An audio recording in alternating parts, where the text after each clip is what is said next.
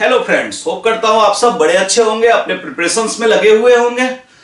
आपके लिए मैंने एक वीडियो एनालॉजी का बनाया था, जो रीजनिंग का मेरा स्टार्टिंग वीडियो था। उम्मीद करता हूं आपको कुछ हद तक वो जरूर पसंद में आया होगा। जैसे जैसे हम आगे बढ़ेंगे आपके कॉन्सेप्ट्स को और ज्यादा क्लियर करने की कोशिश करेंगे। स्टिल आपको अगर कोई कंफ्यूजन रह जाता है तो आप कमेंट जरूर करो।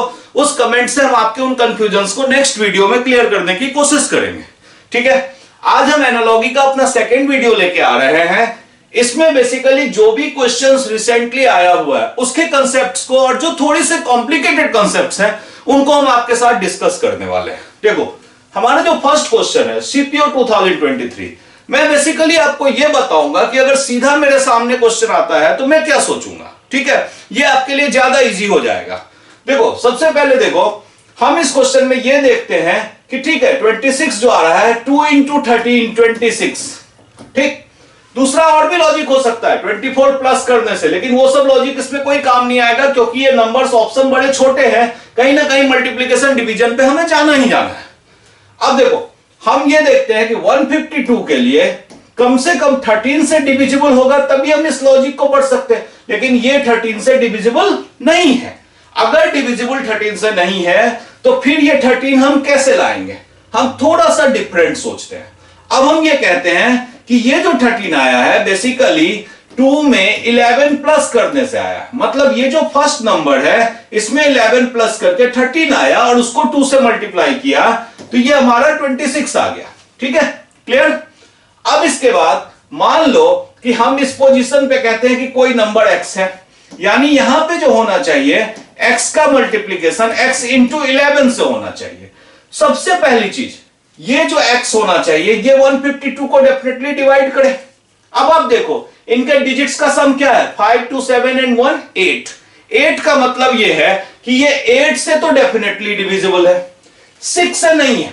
ठीक है, क्योंकि ये 3 से ही डिविजिबल नहीं है, 13 से नहीं है क्योंकि यहां भी हमने देखा था 13 से नहीं है, 24 से इसलिए नहीं है क्योंकि 3 से डिविजिबल होगा तभी 24 से डिविजिबल होगा। दैट मींस हमारे पास सिर्फ एक ऑप्शन बचता है 8, और 8 को जब आप यहां प्लेस करोगे तो 8 प्लस 11, सॉरी यहां मल्टीप्लीकेशन नहीं है प्लस है, तो 8 इंटू 19 जो होता है ये होता है 152। दैट मींस इस बार हमारी थिंकिंग करेक्ट है। देखो, हमने स्टार्ट किया और उसी पॉइंट को पकड़ के हम आगे बढ़े। ठीक है, बस थोड़ा सा ये हो जाता है कि ये सेकंड नंबर किस लॉजिक से आ रहा है, उस लॉजिक की थिंकिंग में डिफरेंस आ सकता है, वहां आपको सोचना है। क्लियर है?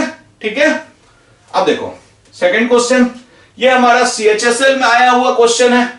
अब इसमें देखो, इसमें हम कैसे सोचेंगे, कई लॉजिक हमारे सामने है। अगर हम 10 को 2 से मल्टीप्लाई करते हैं और 2 ऐड करते हैं तो आ जाता है 22। मतलब 11 को अगर हम 2 से मल्टीप्लाई करते हैं और 2 ऐड करते हैं तो 11 2 या 22, ये 24 ऑप्शन नहीं है। मतलब ये लॉजिक हमारा काम नहीं कर रहा है। अगर हम 12 प्लस भी करेंगे तो वो ऑप्शन नहीं है। मतलब अब हमें कुछ अलग सोचना पड़ेगा।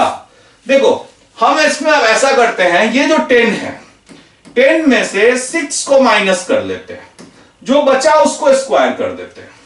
और अब देखो ये क्या आ गया, 4 का स्क्वायर 16, और इस 16 में 6 को प्लस करेंगे तो 22 आ जाएगा। ठीक है, अब 11 है, 11 में से मैंने फिर 6 को माइनस किया और उसका स्क्वायर कर दिया, तो 11 माइनस 6 5, 5 का स्क्वायर 25, और इसमें जब मैंने 6 को ऐड किया तो ये आ गया 31, और 31 हमारा ऑप्शन है। ठीक है, क्लियर?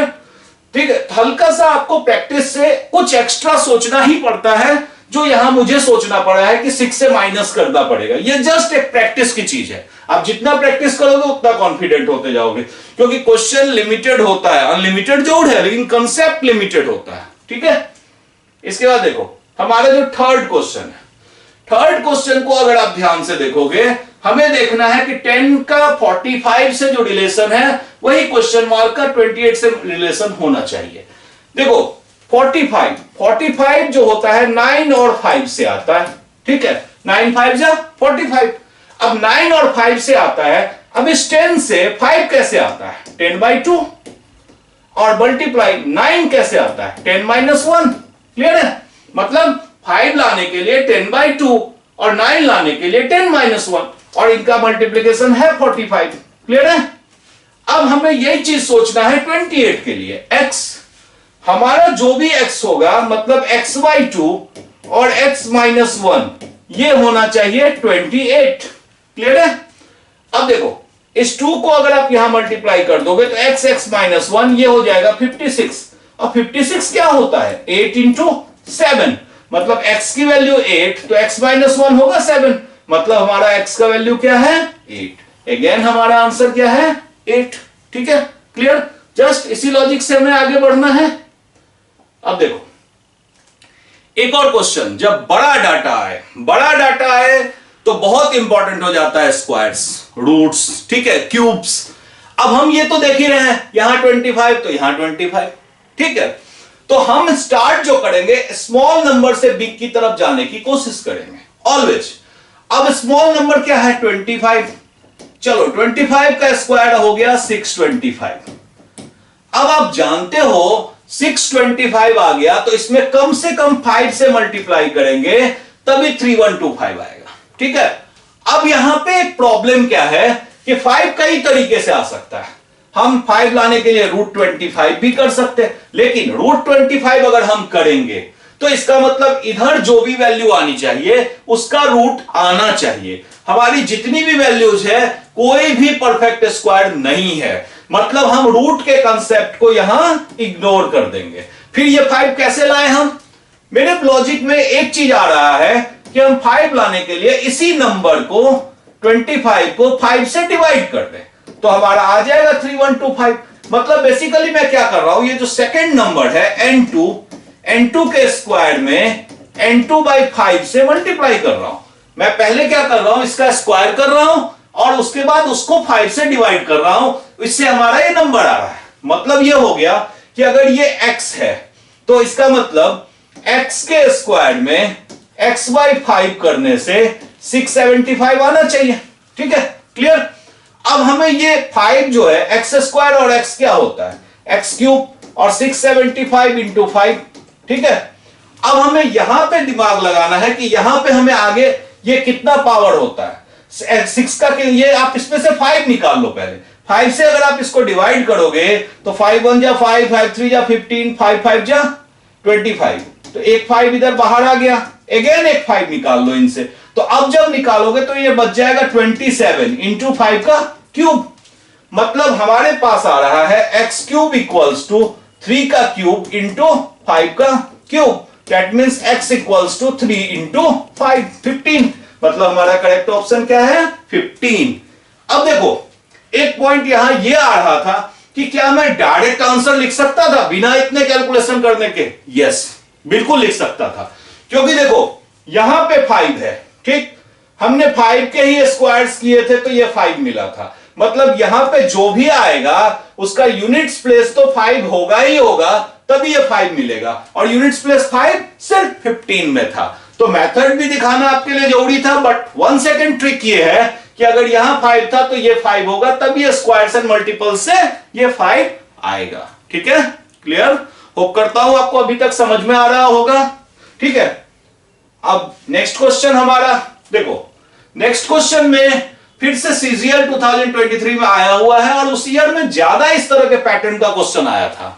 अब जैसे देखो यहां पे आप देखोगे 72 है एंड 6 है, हमें 6 से 72 बनाना है। ठीक, मतलब 6 को अगर 12 से मल्टीप्लाई करें तो आ रहा है 72।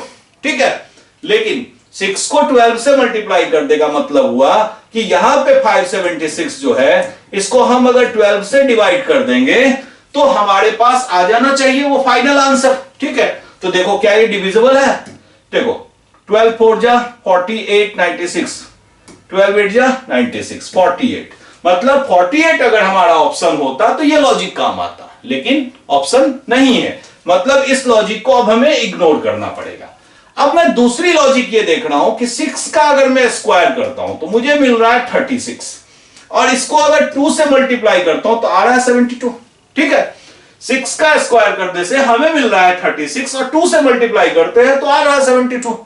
अब आप ये सोचो कि 576 है, इसको अगर मैं रिवर्स ऑर्डर में सोचूं तो 576 खुद ही एक स्क्वायर टर्म है।